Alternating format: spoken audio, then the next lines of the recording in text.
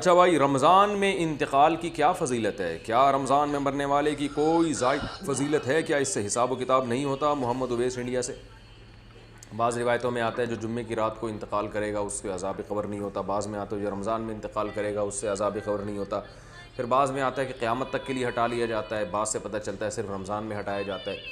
لیکن اس بارے میں جتنی روایتیں سب ضعیف ہیں اور بہت زیادہ ضعیف ہیں، تھوڑی بہت ضعیف بھی نہیں ہیں۔ تو بعض علماء نے دیکھا کہ چلو روایتیں ہیں، اللہ کی رحمت سے امید کی جا سکتی ہے کہ بخشش ہو جائے گی، لیکن حقیقت جو ہے نا دلائل کی قوت کی روح سے ان روایتوں میں جان نہیں ہے۔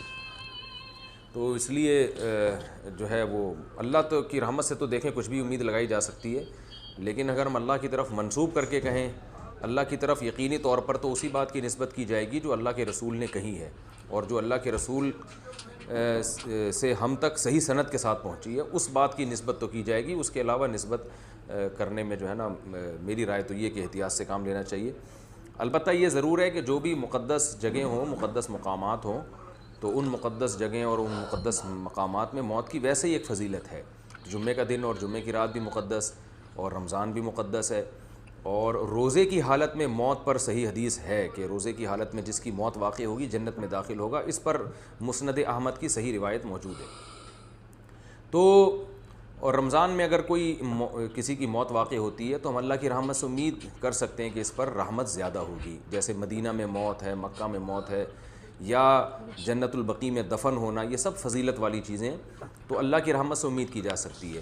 لیکن یاد رکھیں تمام احادیث کو اور قرآن کی آیات کو جمع کر کے فیصلہ کیا جاتا ہے۔ اگر ہم قرآن کی بہت ساری آیتوں کو اور احادیث کو سامنے رکھتے ہیں تو اصل بخشش کا مدار عمل پر ہے۔ کسی خاص ٹائم پہ مرنا یا کسی خاص حالت میں مرنا اس پر اصل مدار نہیں ہے۔ اس کی وجہ سے اللہ کی رحمت آ سکتی ہے، صغیرہ گناہ معاف ہو سکتے ہیں، کبیرہ گناہوں کے لیے قرآن میں اور احادیث میں جگہ جگہ یہی مضمون ہے کہ ان کے لیے توبہ ضروری ہے۔ یہ اس لیے کہہ رہا ہوں کہ بعض دفعہ لوگ کوئی بہت بڑا کھلے عام گناہ گار ہوتا ہے، کھلے عام بدماشی کر رہا ہوتا ہے، ظلم کر رہا ہوتا ہے، رمضان میں مر جاتا ہے تو ہم اس کو جنت میں پہنچا دیتے ہیں۔ اس سے کیا ہوتا ہے؟ لوگوں میں بدعملی پیدا ہوتی ہے، اور قرآن کی ان آیتوں کا انکار لازم آتا ہے جس میں اللہ نے فرمایا کہ وَذَرُوا ظَاهِرَ الْإِثْمِ وَبَاطِنَا، ظاہری گناہ بھی چھوڑو، چھپے ہوئے گناہ بھی چھوڑو۔ ان الذین یکسبون الاثم، جو لوگ گناہ کماتے ہیں، سیجزون، عن قریب ان کو بدلہ دیا جائے گا۔ یہ کہتی ہیں اگر کوئی رمضان میں فوت ہو جائے تو کیا اس کو عذاب قبر ہوگا؟ دیکھیں حدیثیں یہی کہتی ہیں کہ جو رمضان میں فوت ہوا اس پر سے عذاب ہٹا لیا جاتا ہے، عذاب قبر اسے نہیں ہوگا۔ اب بعض اوقات ایسا ہوتا ہے کہ کوئی بہت زیادہ گناہ گار ہیں معروف، وہ رمضان میں فوت ہو جائے تو ہمارے لوگ وہی بات کہ وہ سمجھتے ہیں کہ شاید اس کی کثرت سے گناہ کی وجہ سے، اعلانیہ گناہ کی وجہ سے اللہ تعالیٰ پر یہ ایک ایسا اثر مرتب کر چکا ہے کہ اللہ اس سے ناراض ہو چکا ہے اور اب اس کی بخشش مغفرت ہو نہیں سکتی۔ اب جب اس قسم کی حدیثیں ذکر کی جاتی ہیں جی رمضان میں اگر کوئی فوت ہو جائے عذاب قبر نہیں ہوگا، بولتے ہیں کہ یہ کیا بات ہوئی، ساری زندگی گناہ کر رہا ہے پھر بھی کچھ نہیں ہوگا، تو بھئی آپ کون ہوتے ہیں؟ آپ کی جیب سے کوئی پیسے نکال رہا ہے وہ، یا آپ کی کوئی پراپرٹی اس نے قبضے میں لے لی ہے، یہ اس کا معاملہ ہے، اس کا رب کا معاملہ ہے، آپ کو کیا تشویش ہے؟ بلکہ اس طریقے سے اللہ تبارک و تعالی کی تقسیم پر اعتراض کر کے آپ گناہ گار ہوں گے۔ آپ نے نیک عمل کر کے کون سا کمال کر لیا؟ یہ آپ کا کمال نہیں، یہ اللہ تبارک و تعالیٰ کا کرم ہے کہ اس نے آپ کو بے شمار گناہوں سے بچایا ہوا ہے، تو یہ ہمارا کوئی کمال نہیں ہے۔ اس طرح اس شخص نے اگر گناہ کیے ہیں تو اللہ تبارک و تعالیٰ نے اپنے عدل سے اسے نفس و شیطان کے حوالے کر دیا اور لڑنے کا موقع فراہم دیا، وہ شکست کھا گیا، اور آپ کو اللہ نے اپنے فضل سے نفس و شیطان کو مغلوب کر کے عبادات کی توفیق عطا فرمائی۔ دونوں جگہ، ایک جگہ عدل ہے ایک جگہ فضل ہے، لہٰذا ہمارا کوئی کمال نہیں ہے۔ اس لیے کسی شخص کے بارے میں آپ یہ گمان نہیں کر سکتے ہیں کہ یہ ضرور جہنم میں جائے گا، اور اگر کوئی کہے کہ نہیں حدیث کے مطابق اس کی بخشش ہو جائے گی تو آپ اعتراض کرنا شروع کر دیں کہ بھئی کیوں بخشش ہو جائے گی؟ بھئی آپ کون ہوتے ہیں کیوں کہنے والے؟ آپ اگر یہ کہنا چاہتے ہیں کہ معاذ اللہ ثم معاذ اللہ، پھر تو یہ ناانصافی ہوگی کہ میں نیک عمل کر رہا ہوں، وہ گناہ کر رہا ہے، وہ بھی بخشا جائے میں بھی بخشا جاؤں، یہ تو اللہ تعالیٰ کی ناانصافی ہے۔ آپ کون ہوتے ہیں حکم لگانے والے اللہ تبارک و تعالیٰ پر؟ اس لیے وہ کتنا ہی گناہ گار اور پاپی ہو، ساری زندگی شرابیں پیتا رہے، ساری زندگی زنا کرتا رہے، اللہ تعالیٰ اس کے بندے کا معاملہ ہے۔ ہو سکتا ہے وہ شخص ایسی توبہ، موت سے پہلے ایسی توبہ کر چکا ہو کہ اللہ تعالیٰ اس کی سارے گناہ بخش دے، بغیر توبہ کے بھی مر گیا لیکن اللہ تبارک و تعالیٰ نے اس کو رمضان میں موت دے دی، اور کسی نے اس کے لیے دعا کر دی، اللہ تعالیٰ اس کے وسیلے سے بھی اس کو بخش سکتا ہے۔ میرے آقا صلی اللہ علیہ وسلم نے ارشاد فرمایا کہ میری امت گناہوں سمیت قبر میں جائے گی اور مغفرت شدہ اٹھے گی، اور اس کی وجہ بیان فرمائی لوگوں کی دعائیں مغفرت کی بنا پر۔ یہ شرح الصدور کے اندر یہ حدیث پاک موجود ہے۔ تو پوری امت کے ساتھ یہ معاملہ نہیں، لیکن اکثر کے ساتھ ایسا معاملہ ہے، کیونکہ بعض سرکار کے امتی جہنم میں بھی جائیں گے اور پھر آپ کی شفاعت سے وہ باہر آئیں گے، لیکن یہ اکثر لوگوں کے بارے میں سرکار کا قول ہے کہ میری امت گناہوں سمیت. ایک روایت میں ہے کہ میری امت گناہ سمیت قبر میں جائے گی تو جمعے تک انہیں عذاب ہوگا، اگر عذاب ہو رہا ہے جمعے کے بعد عذاب اٹھا لیا جائے گا. یہ تو میری اللہ کی مرضی ہے نا. تو اس طریقے سے ہمیں اللہ تعالیٰ کی تقسیم پر معترض نہیں ہونا چاہیے. اللہ نہ کرے، خدا نہ خواستہ آپ ابھی بڑے پپو ہیں، نیک ہیں، پرہیزگار ہیں، اور پھر آپ سے کوئی خطا ہو جائے تو اب آپ اپنے بارے میں کیا کہیں گے کہ ضرور آپ کی گرفت ہونی چاہیے، ضرور آپ کو رسوا ہونا چاہیے، ضرور بری موت آنی چاہیے، ضرور عذاب قبر ہونا چاہیے، ضرور میدان معاشر میں آپ کو ذلیل کیا جانا چاہیے. رمضان کے بارے میں لیکن وہ قرآن و سنت کے اصول میں بیٹھتی کوئی نہیں ہے. حساب تو بہرحال ہونا ہی ہے، حساب کے بعد ہی یعنی ہر شخص کو قبر میں آزمایا جانا ہے، سیدھی سی بات ہے. کیونکہ اکثر ہمارے یہاں یہ بڑی باتیں ہوتی ہیں لوگوں کے، بڑا خوش نصیب تھا جمعے کو مارا گیا یا رمضان. خوش نصیبی تو میرے بھائی اگر یہ ہے تو بخاری مسلم میں حدیث ہے، نبی علیہ السلام کا ایک غلام تھا مدعم، اتنا خوش نصیب تھا کہ خیبر کے موقع پہ اسے نامعلوم تیر لگا، شہید ہو گیا. صحابہ نے کہا کتنا خوش نصیب تھا، آپ صلی اللہ علیہ وسلم کا کجاوا کستا ہے سواری میں اور آپ کو وضو کرواتا ہے سب کچھ. آپ فرمایا تم اسے خوش نصیب کہہ رہے ہو، اور اس نے بیت المال میں سے ایک چادر چوری کی تھی جو مرتے ہی آگ کی اس کے اوپر ڈال دی گئی ہے.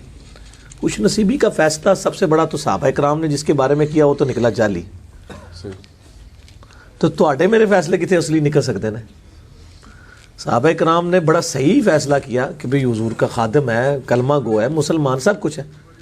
وہ تو مسئلہ ہی کچھ اور نکل آیا، وہ تو عذاب میں تھا، اس کو تو اللہ تعالیٰ نے نہیں لحاظ کیا کہ یہ خادم رسول ہے تو چھوڑ دیا جائے. اس طرح کی باتیں جو ہے نا مطلب یہ بنی ہوئی ہیں، لوگوں کو دین کی خبر نہیں ہے.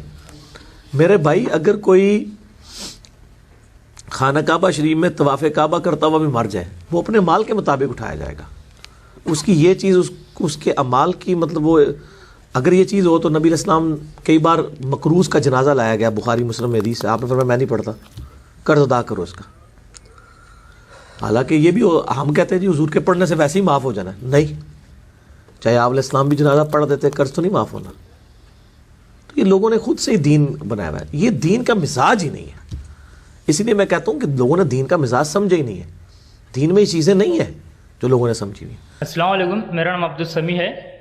لوگوں کو کچھ ایسا مسکنسپشن ہے کہ جیسے رمضان المبارک میں جنت کے 8 دروازے کھلے رہتے، تو اگر کسی کا انتقال رمضان میں یا پھر جمعہ کے دن ہو جاتا ہے کہ وہ جنتی ہو جاتے یا پھر ان کا حساب کتاب نہیں ہوگا، اس کے تعلق سے قرآن حدیث میں کیا ہے اس کی وضاحت کیجیے.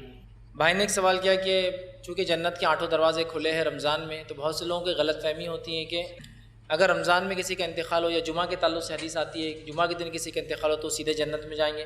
تو یاد رکھیے رمضان کے تعلق سے حدیث میں ہے کہ رمضان میں جنت کے 8 دروازے کھلے ہوتے ہیں، لیکن اس تعلق سے کوئی روایت یہ نہیں ہے کہ جو اس میں انتقال کر جائے سیدھے جنت میں جائیں گا، ایسی کوئی حدیث نہیں. یاد رکھیے رمضان میں جنت کے 8 دروازے کھلے ہوتے ہیں، لیکن ایسی کوئی روایت نہیں جس میں یہ بتایا گیا کہ وہ سیدھے جنت میں جائیں گا. لیکن ایک خیاس ہے کہ کھلے ہیں تو پھر جائیں گا، سمجھ رہا ہے بات کو، لیکن کوئی روایت نہیں. دوسرا جمعہ کے دن کے تعلق سے بھائی نے کہا کچھ لوگ کہتے ہیں جمعہ کے دن انتقال جو سیدھے جنت میں جائیں گے، تو جمعہ کے تعلق سے جو صحیح حدیث ہے وہ یہ ہے جمعہ کی رات اور جمعہ کا دن مطلب پورا کاؤنٹ ہوتا ہے مغرب سے لے کر دوسرے دن مغرب تک، مطلب جمعرات جس کو ہم زبان میں کہتے ہیں. جو جمعہ کے دن انتقال کرتا ہے اسے عذاب قبر سے جو بچا لیا جاتا ہے، حساب کتاب وہ باقی سب ہے اس کا. ایک فیس اس کو ڈھیل دی جاتی ہے اور وہ یہ ہے کہ عذاب قبر سے محفوظ ہو جاتا ہے، لیکن وہ سیدھے جنت میں جائیں گا بلکہ کوئی روایت نہیں. عذاب قبر فرسٹ فیز اس کا حل ہو جاتا ہے، اللہ آسانی کرتا ہے، لیکن سیدھے جائیں گا بول کر نہیں. اور رمضان کے تعلق سے تو کوئی روایت ہی نہیں ہے، لیکن ایک خیال سے کھلا ہے تو مطلب جائیں گے. لیکن چونکہ نبی اکرم صلی اللہ علیہ وسلم کی زبان مبارک سے الفاظ نہیں نکلے کہ جو انتقال کرے تو وہ جائیں گے، لہٰذا ہم کہیں گے جنت کھلی ہے، اللہ کی مغفرت عام ہے. انسان اچھے عمل کر کے رمضان کو اپنے لیے مغفرت کا ایک مہینہ بنا لے، یہ ہم اس سے نکال سکتے ہیں. یہ وہ ماہ مبارک ہے جس میں کوئی خوش نصیب مسلمان کا انتقال ہو جائے تو وہ قبر کے عذاب سے بچ جاتا ہے اور وہ قبر کی تکالیف سے بچ جاتا ہے، قبر کے حساب و کتاب سے بچ جاتا ہے. اور میں اللہ کی ذات سے امید کرتا ہوں کہ وہ قیامت کے حساب و کتاب سے بھی محفوظ ہو جائے کہ جو اس ماہ مبارک میں انتقال کرے. اب بتائیں جب اس ماہ مبارک کی برکتیں ہیں کہ اگر کوئی نفل پڑھے تو فرض کا ثواب ملے، کوئی فرض پڑھے تو 70 فرائض کے برابر اللہ ثواب عطا فرمائے. اگر کوئی صدقہ 1 روپیہ دے تو 70 روپے اللہ اس کو صدقہ کرنے کا ثواب عطا کرے. یعنی نیکیاں بڑھ رہی ہے، اجر بڑھ رہا ہے، ثواب بڑھ رہا ہے، اور پھر اس کی راتیں بے مثال.